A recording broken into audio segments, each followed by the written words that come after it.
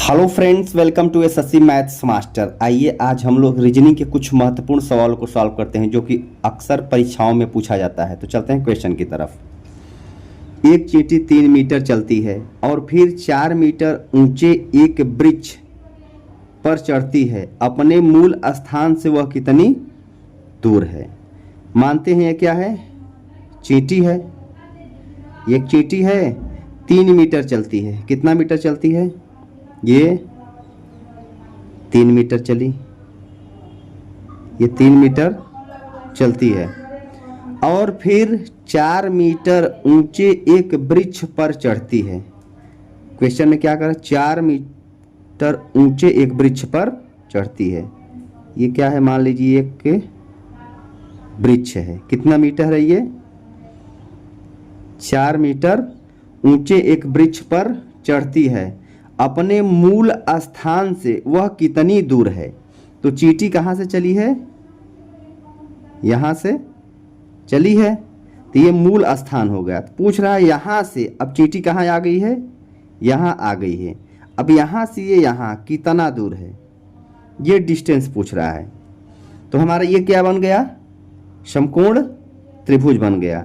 तो समकोण त्रिभुज में क्या होता है? ये कर्ण होता है, ये लंब होता है और ये आधार होता है। तो कर्ण का वर्ग बराबर आधार का वर्ग धन लंब का वर्ग। तो ये डिस्टेंस पूछ रहा है। तो d बराबर क्या होगा? रूट, ये क्या है?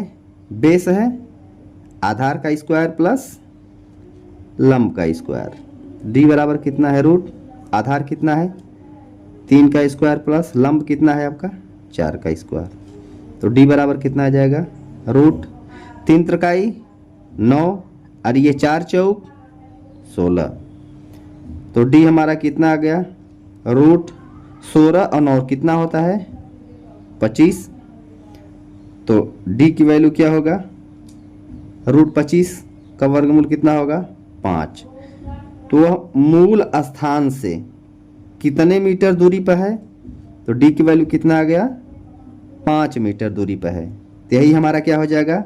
आंसर हो जाएगा, जो कि B is the correct option. चलते हैं अगले क्वेश्चन की तरफ। हमारा अगला क्वेश्चन है, नीचे दी गई श्रृंखला में प्रश्न चिन्ह के स्थान पर कौन सी संख्या आएगी? ये श्रृंखला दिया है, रीजनिंग का है। जैसे 3 दिया है, 5 दिया है, 6, 12, 12, ये क्वेश्चन मार्क दिया है। यहाँ पे कौन सा संख्या आएगा? 24 और 26 है। तो सबसे पहले देखते हैं, ये 3 है, कितना जोड़ा गया? 3 2 5, फिर 5 1 6, 6 6 12, फिर इसमें कितना जोड़ा गया है? 6, फिर यहाँ, फिर यहाँ, फिर यहाँ, यहाँ क्या? 2। यानी इसका जो है सीरीज जो है किस कोई क्रम नहीं बता रहा है। 2 से 1 जोड़ा गया, फिर 5 जोड़ा गया, फिर यहाँ पे क्या जोड़ा गया? 6 से 12 हो गया। तो सीरीज जैसे क्रम में ना आए तो एक एक गैप करके पकड़ते हैं। तो यहाँ देखते हैं, 3 दूनी 6, 6 दूनी 12, 12 दूना 24। तो यही क्या आएगा? 3 में 2 का गुणा किए, 6, 6 दूनी 12, 12 दूना 24। अब इसको देखते हैं, इसको पकड़ते हैं। 5 से 12 यानी 7।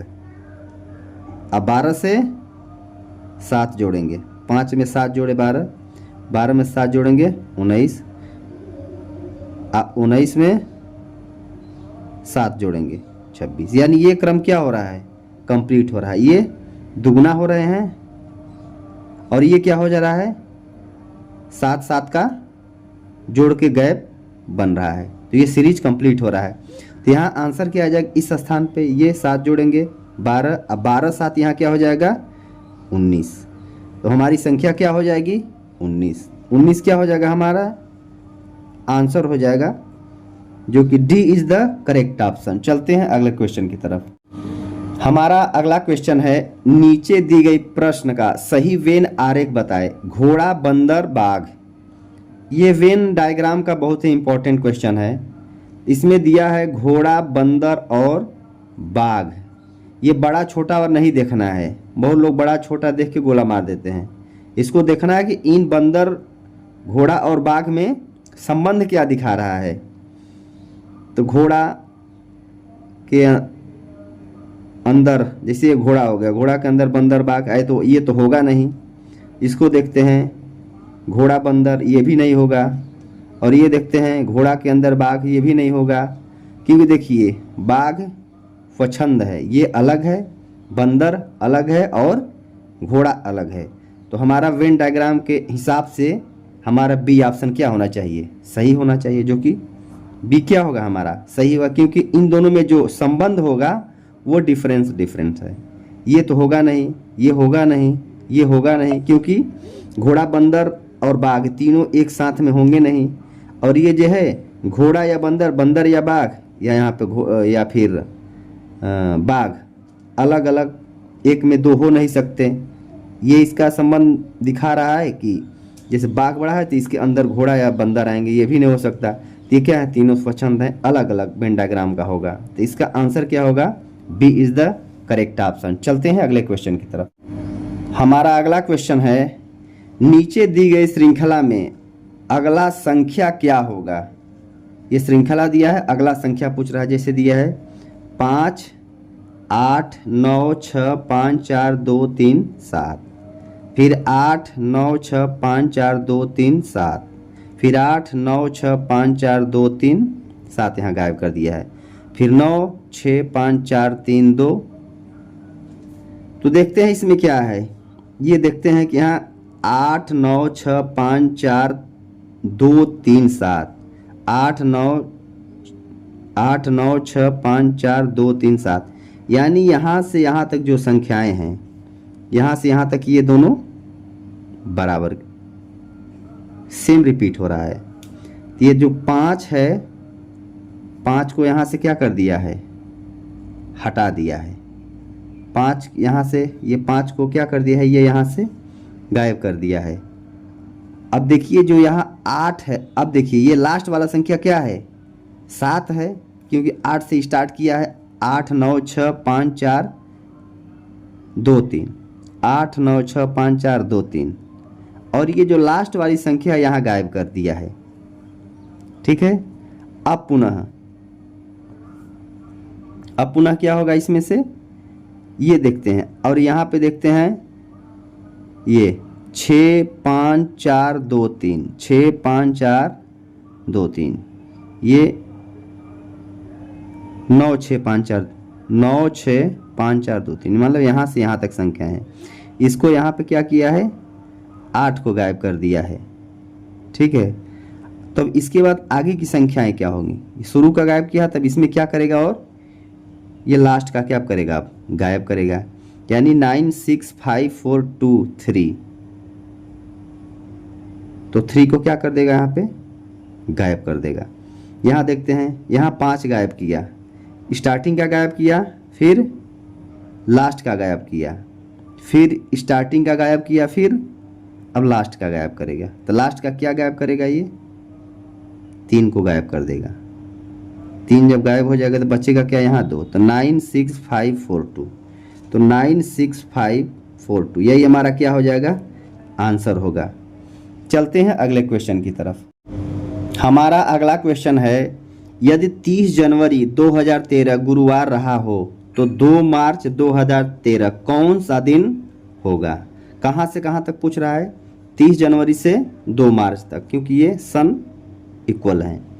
30 जनवरी से पूछ रहा है, तो हम सबसे पहले देखते हैं जो 30 जनवरी 2013 है, तो जनवरी कितने महीने की होती है, कितने दिनों की होती है जनवरी, 31 दिनों की होती है। तो इसमें 30 जनवरी से चालू किया है, तो यानी एक दिन इसमें क्या होगा, और जोड़ेंगे तो क्या होगा हमारा, एक दिन जुड़ गया। 30 जनवरी के बाद क्या आएगा, अब फरवरी आएगा। तो फरवरी देखते हैं, तो हम जैसे 2013 सन है, अगर इसमें हम 4 से भाग देते हैं, अगर ये कट जाएगा तो फरवरी हमारा क्या, तब ये लीप वर्ष होता है। अगर नहीं कटेगा तो क्या होगा, साधारण वर्ष। ये 4 से नहीं कट रहा है, तो ये क्या होगा, ये साधारण वर्ष है। तो साधारण वर्ष में फरवरी जो होगी वो कितने दिनों की होगी? 28 दिनों की। प्लस फरवरी के बाद पूछ रहा है तो 2 मार्च तक पूछ रहा है। फरवरी के बाद मार्च, यानी 2 मार्च तक 2 दिन, ये टोटल इसको जोड़ लेते हैं। 28 2 30 और एक कितना होता है? टोटल 31 दिन हुए। अब 31 में हम, एक सप्ताह में कितने दिन होते हैं? 7 से भाग देते हैं। 7 चौक कितना होता है? 28। तो हमारा शेष कितना बचा? 3 दिन क्या बच गया हमारा शेष। तो अब देखते हैं, यदि 30 जनवरी 2013 को क्या था? गुरुवार, यानी गुरुवार था, तो गुरुवार में 3 दिन जोड़ देंगे। गुरुवार के बाद क्या आता है? शुक्रवार। क्या आता है? शुक्रवार। शुक्रवार के बाद क्या आता है? शनिवार। और शनिवार के बाद क्या आता है? रविवार। यानी जो गुरुवार है इसी में आगे का 3 दिन क्या होगा हमारा? रविवार, जो कि option D is the correct option. यदि वीडियो अच्छा लगे तो वीडियो को लाइक, शेयर एंड सब्सक्राइब जरूर करिएगा।